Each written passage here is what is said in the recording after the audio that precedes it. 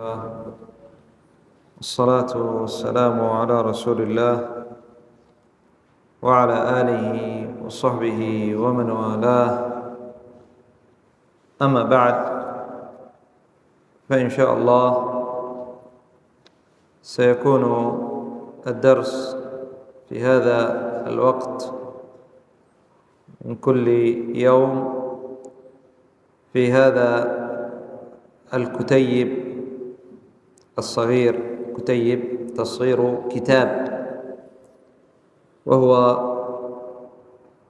المنح العلية في بيان السنن اليومية، وهو للشيخ الدكتور عبد الله ابن حمود الفريح، وقدم له فضيلة الشيخ الدكتور خالد بن علي مشيقة. وهو كتاب طيب جمع ما يتعلق بالسنن التي ثبتت عن النبي صلى الله عليه وسلم في يومه وليلته. ونقرأ سبب كتابته لهذا الكتيب. قال: وكان دافعا لي في تسطيرها سببان رئيسان، بعد أن اقترح عليه أحد الإخوة الفضلاء. قال: وكان دافعا لي، أي الذي جعلني أكتب هذا الكتيب والذي دفعني إلى كتابة هذا سببان رئيسان. أولهما ما مج سمع كل مسلم، أي ما دخل وما سمعه كل مسلم، ولم يقبل هذا كل مسلم، وأحزن قلب كل موحد، وأبكى عين كل محب لخليل الله نبينا صلى الله عليه وسلم، حينما نيل منه ورسم عنه من قبل من سخروا منه واستهزأوا برسم كاريكاتيرات ساخرة تسيء له، فداه أبي وأمي. وإلى يومنا هذا ما زلنا نسمع بمثل هذا من بلد وآخر، ولا عجب من ذلك، فقد تبع هؤلاء جميعا كفار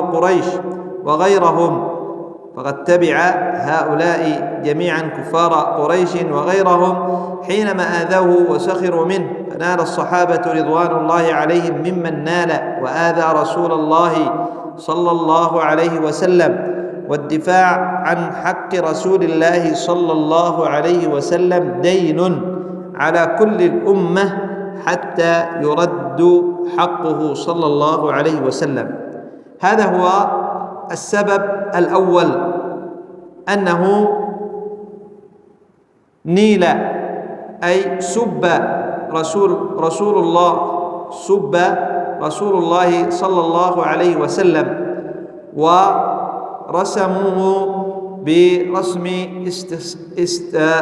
سخرية واستهزاء كما يعرف ذلك البعض. فهذا الذي دفعه إلى الدفاع.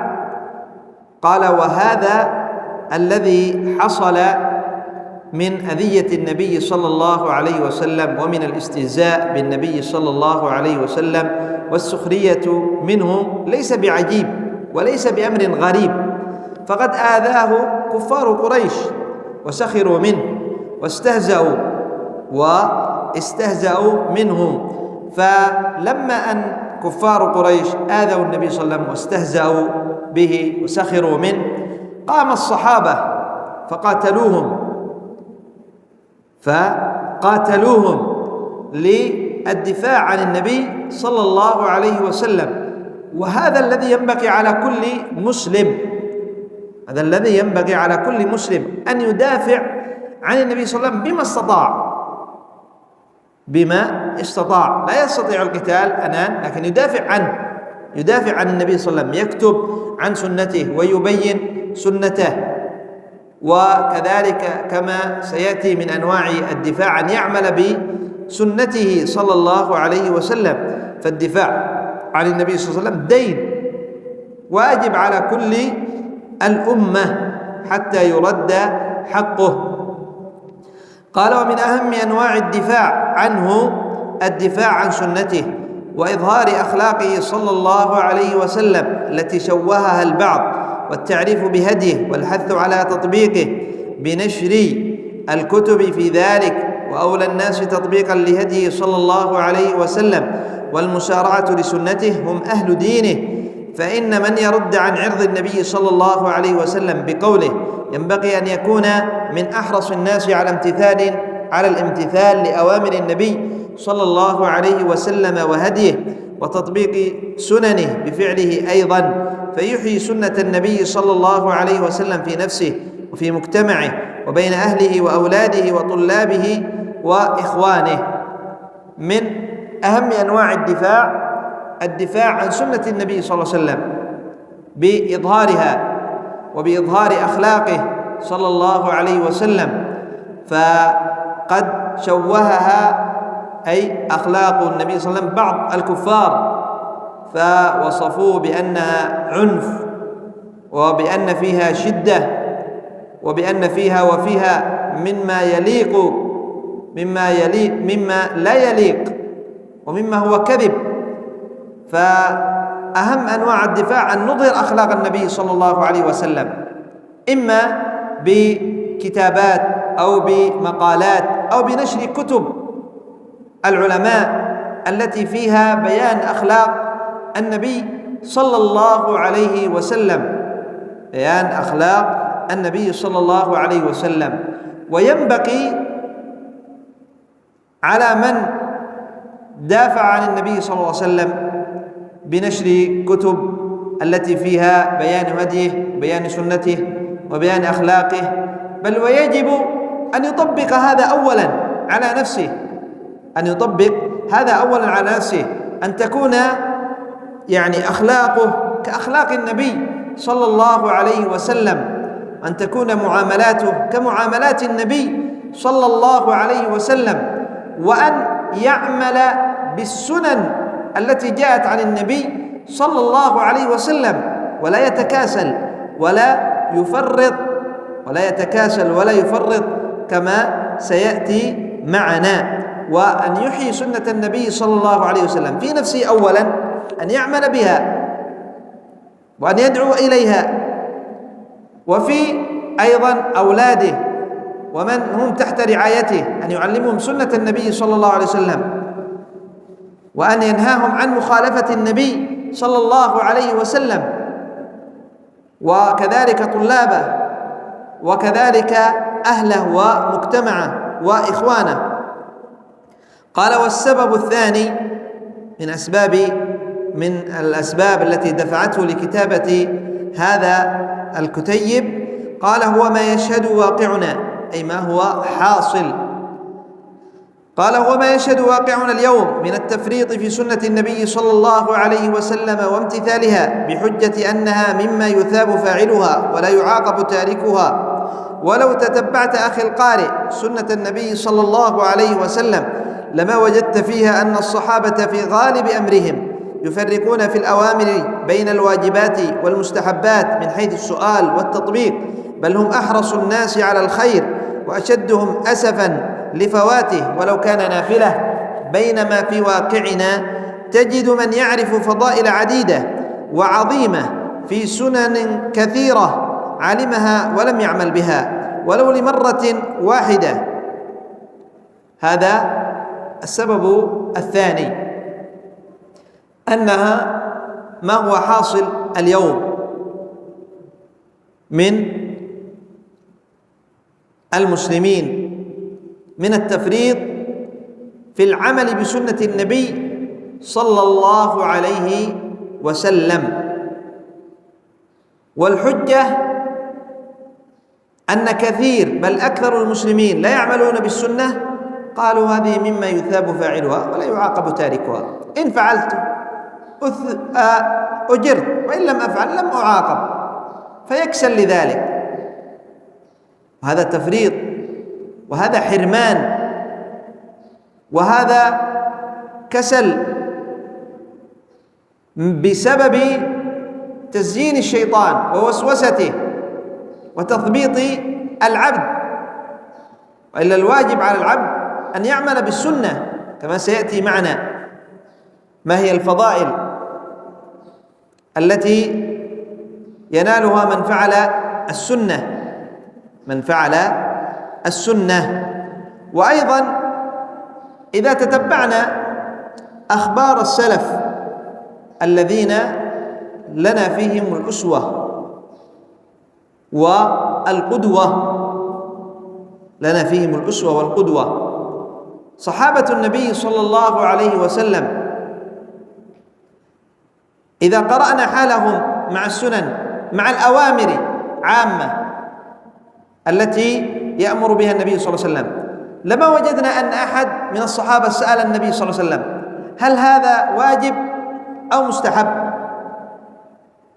هل هناك أحد سأل من الصحابة، علمنا أن أحدا من الصحابة سأل النبي صلى الله عليه وسلم عندما أمر بأمر قال ذلك الصحابي يا رسول الله هل هو واجب أو مستحب؟ ما يوجد ذلك، ما يوجد ذلك. إذن فلنا الأسوة، لا نفرق بين الأوامر في العمل في التطبيق، لا نقول هذا واجب نعمله كأننا نؤدي فقط الذي علينا لا نريد الأجر. إذا كنا كذلك نعمل فقط بالواجب ونترك السنة كأننا فقط نؤدي الذي علينا لا نريد الأجر. لا، الذي ينبغي على العبد ألا يفرق بين الأمر واجب أو سنة، يعمل به، يعمل به. هذا الأمر الأول، أنه لم يأتي عن الصحابة أنهم سألوا رسول الله صلى الله عليه وسلم. الأمر الثاني أن الصحابة يعملون يطبقون جميع الأوامر، لا يفرقون بين واجب ولا مستحب. قال النبي صلى الله عليه وسلم افعلوا كذا فعلوه، لم يفرقوا ويتهاونوا يقولوا هذا واجب نجتهد، هذا مستحب نتهاون فيه، لا، لم يأتي عن الصحابة ذلك، بل كانوا يجعلون المستحب والواجب في مكان واحد يعملون به ويطبقونه. بينما نحن الآن بسبب الكسل وبسبب النفس الأمارة بالسوء وبسبب تثبيت الشيطان وبسبب ركوننا إلى الدنيا وبسبب عدم اهتمامنا بالأجر والثواب فرطنا في السنن فلم نعمل بها إلا أحيانا، وهذا من الحرمان، وهذا من الخذلان، وإذا تركنا السنن لا نحزن على فواتها ولا نأسف. نقول هذه لا بأس السنة، إذا كنا نعمل بعض السنن وجاء وقت ولم نعمل بها لا نأسف ولا نحزن، مع أننا نعلم الأجر المترتب عليها، لكن لا نحزن سأعمل مرة أخرى. بينما الصحابة كانوا يحزنون كما سيأتي معنا ويأسفون على فوات السنن وهم لا يعلمون قبل ذلك ما يترتب عليها من الأجر والثواب، لا يعلمون قبل ذلك، كما سيأتي معنا ما سيذكره المؤلف حفظه الله تعالى. قال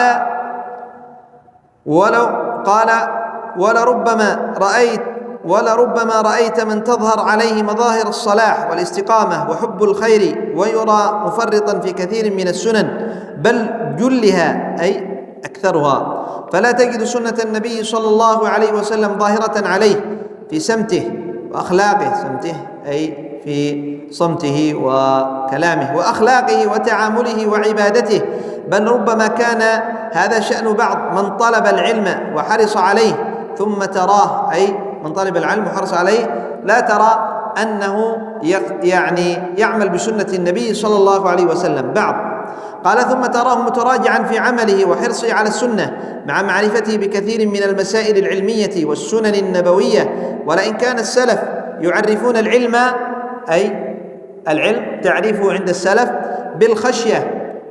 العلم يقول السلف العلم هو الخشية، خشية الله. قال بالخشية التي تورث زيادة في الطاعات والعبادات والحرص عليها. فما مدى تأثير علمنا ومعرفتنا بالخلاف وأدلة كثيرة من المسائل وأدلة كثيرة من المسائل في تطبيق كثير من السنن والعبادات؟ فماذا تأثيرنا؟ يقول المؤلف حفظه الله: نحن نعلم سنة النبي صلى الله عليه وسلم، ونعرف يعني الخلاف، نعلم الخلاف الذي حصل بين الفقهاء في مسائل السنن، ونعرف أدلة كثير من المسائل. علمنا كثير، لكن في تطبيق السنن هل نحن في الاجتهاد في تطبيق السنن مثل اجتهادنا في تجميع العلم؟ مدى ذلك إذا يعني قسنا اجتهادنا في حفظ المسائل وتكثير العلم واجتهادنا في فعل السنة، لرأينا أنه لا يقارن. اجتهادنا في جمع المسائل وفي تعلم العلم كثير، لكن في فعل السنن قليل، وهذا لا ينبغي، بل ينبغي العكس، أن نجتهد في العمل، لأن العلم بالعمل، فإن أجابه وإلا ارتحل، وثمرة العلم هي العمل. لماذا نتعلم؟ لكي نعمل. لماذا نتعلم؟ لكي نعمل، لا نتعلم فقط هكذا يعني نزيد الحجج علينا، لا، نتعلم لكي نعمل. هذا هو الذي ينبغي، وهذا هو الواجب. قال أحدهم لآخر يستكثر من العلم ولا يعمل: يا هذا إذا أفنيت عمرك في جمع السلاح فمتى تقاتل؟ قال بعضهم لآخر يجتهد يتعلم لكنه لا يعمل: يا هذا إذا يعني عمرك صرفته في جمع العلم، ومثل العلم بالسلاح، إذا عمرك يعني أنفقته وصرفت في جمع السلاح لكي تقاتل العدو، عمرك كله وأنت تجمع السلاح، متى ستقاتل العدو؟ إذن الذي يجمع العلم يجمع الحجج عليه، فمتى سوف يكون الحجج له إذا لم يعمل؟ فهذا الذي ينبغي، أنه يجعل الحجة له، لا يجعل الحجة عليه. العلم حجة عليك إن لم تعمل به، فإن عملت به صار حجة لك. قال: ولقد كان السلف رضي الله عنهم يذمون من يعلم ولا يعمل، وكذا من يجمع العلم بلا عمل. ولما بكر أصحاب الحديث مرة على الأوزاعي التفت إليهم فقال: كم من حريص جامع جاشع ليس بمنتفع ولا نافع. كم من حريص جامع يجمع العلم، جاشع من جشع حرصه يجمع العلم على جمع العلم، ليس بمنتفع لأنه لم يعمل. هذا الذي لا ينتفع بالعلم هو الذي لا يعمل بالعلم، أما الذي يعمل بالعلم فهو الذي ينتفع. قال: ولا نافع، لا نفع نفسه ولا نفع غيره. قال: ولما رأى الخطيب البغدادي رحمه الله كثرة من يهتم برواية الحديث وحفظه مع قلة العمل، ألف رسالة قيمة عنوانها اقتضاء العلم العمل، رسالة طيبة للإمام الخطيب البغدادي رحمه الله تعالى. قال فما تقدم هو حال كثير منا، ولا أنكر أن هناك نماذج مشرقة في واقعنا، أي هذا حال الكثير أكثرنا إلا من رحم الله. قال ولا أنكر، يقول المؤلف، أن هناك من الناس نماذج ما زالوا يهتمون بالعمل بالعلم، ويحرصون على العمل أكثر من حرصهم على العلم. قال لكن مظاهر التفريط، أي الذي يظهر في واقع المسلمين بالسنة كثيرة.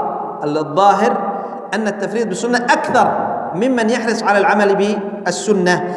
قال وتأمل أخي المبارك ما سيأتي من بعض النماذج للرعيل الأول للصحابة والسلف الذين اقتربوا من سنة النبي صلى الله عليه وسلم حسا وعملا، من تبعهم من السلف رحمهم الله جميعا، وهي كثيرة في هذا الباب، ولكن ذكرت في التمهيد بعضها، سيأتي معنا التمهيد أي تقدمة الكتاب، لعل فيها ما يستنهض همتي وهمتك لتطبيق السنة.